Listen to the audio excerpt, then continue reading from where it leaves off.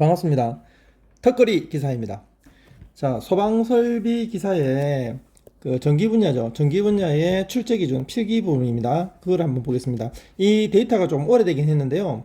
2023년 1월 1일부터 2025년 11월 31일까지의 출제 기준인데, 이번에 그 소방설비 기사 전기 분야 강의를 위해서 이제 출제 분야를 먼저, 출제에 대한 얘기를 먼저 시작을 하려고 합니다.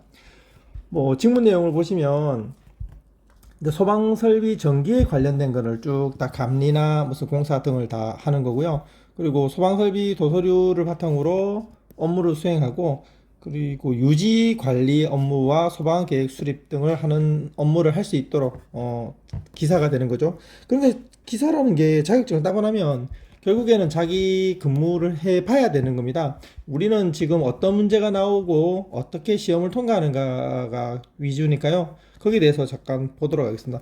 먼저 소방원론입니다. 소방원론 같은 경우에는 최소한 16문제 정도는 맞춰줘야 됩니다. 소방원론에서 성적을 많이 올려줘야 되거든요. 자, 소방원론에는 어떤 게 나오는가 한번 보겠습니다. 먼저 뭐 연소이론 같은 경우에는 가산점이 있어야 되죠. 가산점, 그쵸? 가연물, 점화원, 산소, 점화원 이렇게 세 개가 있죠. 그리고 연소 생성물의 특징 같은 경우 이런 문제가 나오고요. 화재에 대해서, 화재 현상에 대해서는 나오네요. 화재 현상에는 그 자연발화에 5가지가 있죠. 산분, 흡중미 있죠. 산분, 흡중미 즉 산화열, 분해열, 흡착열, 중압열, 발활열 이런 것들이 있습니다. 그 화재의 종류에 대한 얘기도 나오고요.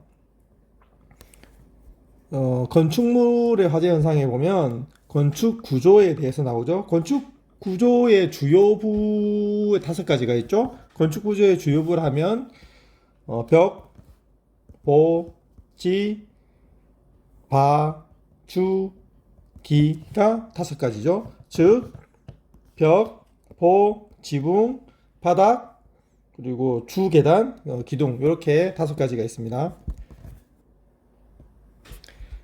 자, 위험물의 안전관리에 대해서, 위험물의 종류에 대해서 이것도 알아야 되죠. 위험물 종류, 산고, 가고, 자금, 인액, 자반, 산액 이렇게 6개가 있습니다. 그 산화성 고체, 뭐 가연성 액체 뭐 이런 식이 있죠. 산고, 가고, 자금, 인액, 자반, 산액 이렇게 위에 있어야 되고요. 그리고 연소 특성에 보면 인류와 육류 그 각각의 유별 안전 위험물의 특성 같은 것도 다 알아둬야 되고요. 소방 안전 관리 보면 피난계획에는 감관계수라는 게 있죠. 감관계수에서 알아야 되는 게 연, 피, 거체가 알아야 되겠죠. 이것도 공부하시면서 알게 될 거고요. 요거는 뭐 연기 감지, 피난 지장받고요. 어두컴컴하고 거의 안 보이고 최성기를 뜻하는 말입니다. 공부하시면 다 나오죠. 그리고 소화약제에서 소화약제 이론 같은 경우에는 1사종들이 있고요. 전기저항 뭐 이런 거 보면 R 이퀄 A분의 로 L 같은 경우 이런 것도 외워두셔야 되고, A분의 로 A, 로 L 이렇게 되죠. 자, 방금 한 얘기가 소방전기 일반이네요. 소방전기 일반 같은 경우에는 반타작 2분의 1 이상은 맡아줘야 됩니다. 반타작 하시는 걸 목표로 하셔가지고 다른 과목에서 조금 더 점수를 따는 거로 그렇게 계획을 하시고 공부를 하시면 되겠습니다. 그 전기 쪽에 보면 뭐 변압기, 변압기 같은 경우에는 Y 델타 뭐 이런 내용들이 있고요. 그리고 자동 제어의 기초 이렇게 보면 그 제어계에 분류해 보면 푸서자가 있죠. 푸서자 요것들은 프로세스 제어, 서버 기구, 그리고 자동 제어 이런 식으로 나눠져 있습니다. 이런 것도 알아야 되고요. 제어계 요소 등이죠. 그리고 부울대수의 기본 정규 같은 경우에는 항등 법칙하고 흡수 법칙 이런 것들 알아두셔야 되죠. 항등 법칙은 어떻습니까? A A 더하기 A와 제로는 A가 되고, 그리고 A와 1은 1, A and 1은 A, A and 제로는 제로. 뭐 이렇게 되는 거죠. 이게 항등법칙이죠. 항등법칙이죠. 흡수법칙 어째요? AO와 A, B는 A죠. A and A와 B는 A고, 이런 것들이 흡수법칙을 나타내는 겁니다.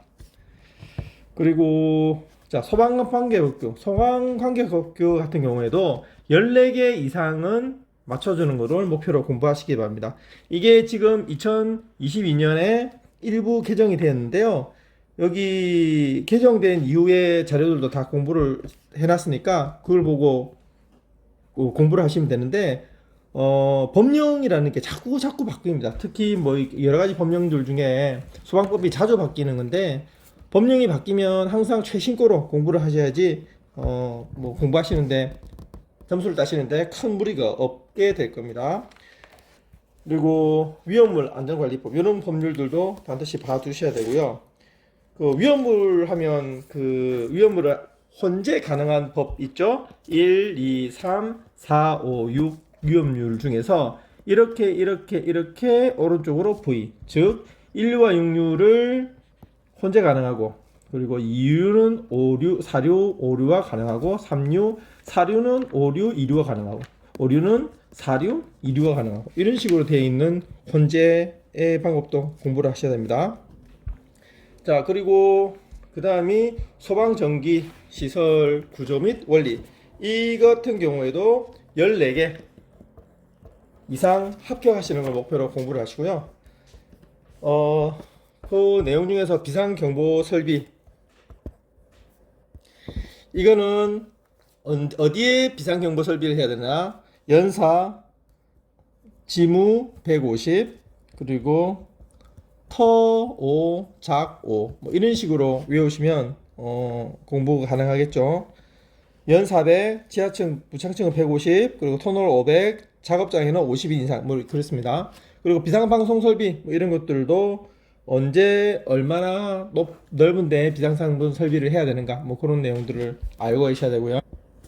자동화재 탐지 설비, 이런 것들은 뭐 노사, 근육, 문천, 터천, 트고 뭐 이렇게 외워보죠. 노유자 400, 근린생활시설 600, 문화 집회시설 1000, 터널 1000, 뭐 특수화물 500배 이상, 뭐 이런 식으로 외워주시면 됩니다. 그리고 자동화재 설비 같은 경우에도 근생, 공창 15, 이런 식으로 전 외우고 있고요. 그리고 유도등, 유도 표지, 이런 것도 설치 높이랑 간격, 이런 것도 알고 있어야 됩니다. 그리고 비상 콘센트, 비상 조명등과 비상 콘센트. 비상 콘센트 같은 경우에는 뭐 11층, 지산 바천, 뭐 이런 것들로 공부를 해야 되고, 무선 통신 보조 설비, 이거는 지천, 지산 바천, 지바 3000, 토 3016, 이렇게 됩니다. 이게 너무 이상한 말들인데 이것들을 쭉 외우다 보면 충분히 좋은 성적을 얻으실 수 있습니다. 한번 쭉 읽어보시고요. 출제 기준이 이런 것이다 정도만 아시고 공부를 어떤 식으로 해야 되겠다 접근하시면 되거든요. 다 한번 쭉 훑어보시고 충분히 합격하실 수 있습니다. 자, 턱걸이 기사였습니다.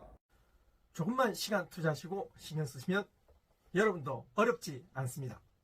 구독하셨죠?